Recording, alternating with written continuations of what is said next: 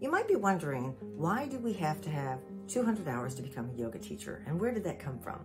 So looking back historically, yoga used to be taught with one-on-one from a student that would come and sit at the feet of the guru, and they would unveil the information when they felt they were ready, spiritually, physically, mentally. And it would take maybe years to become a yogi and possibly be able to adapt into the role of mentor for others.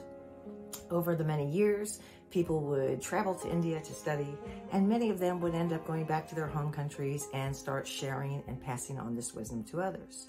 And in America, they started opening some yoga studios and schools, and they would be in the pockets of the country that would have a more enlightened attitude, be more open to such a type of training. But then the baby boomers came along in the 60s and the 70s, and with that came No Pain, No Gain, Jane Fonda, and health clubs, and we invented Nike shoes. And suddenly yoga started to make a shift. And at this time, people were kind of throwing it into the mixed bag of fitness. And when that happened, those original yogis, the people that were very authentic and cared very deeply about the practice, got together, and they had kind of a consortium of schools. They didn't like the direction yoga was going because they were losing the integrity of the practice as they made it into just a physical practice. Those school members got together and they decided to align themselves, and they had an organization and they called it Yoga Alliance. Yoga Alliance went nonprofit in 1991, and from there it's kind of history, and they are now the leading organization worldwide to sort of promote and help yoga and create standards for yoga teachers as they come along.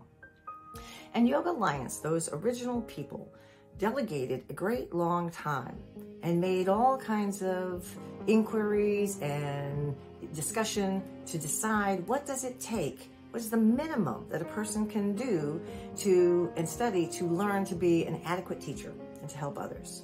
And they determined that 200 hours would do the trick.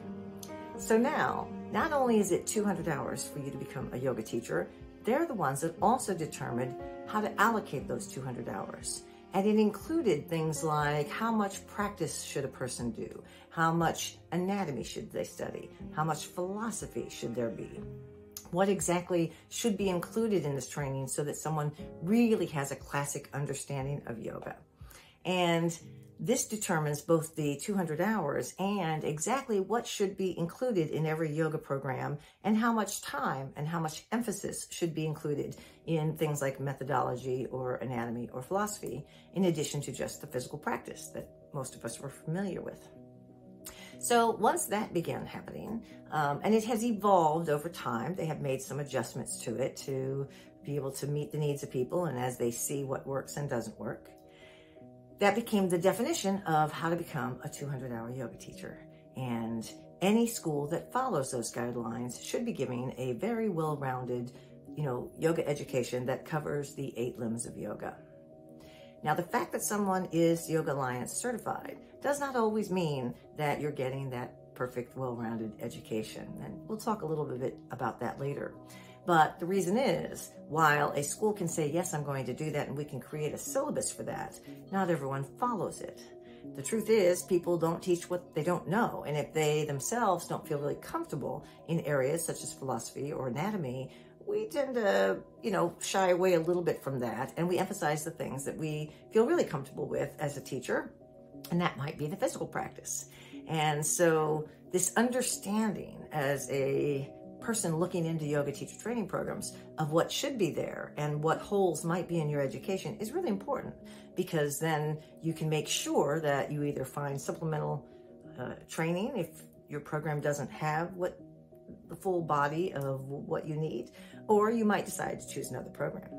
So if you check the links here, we have a PDF that will also show you exactly what those hours are from Yoga Alliance and how they think that every yoga program should be formatted.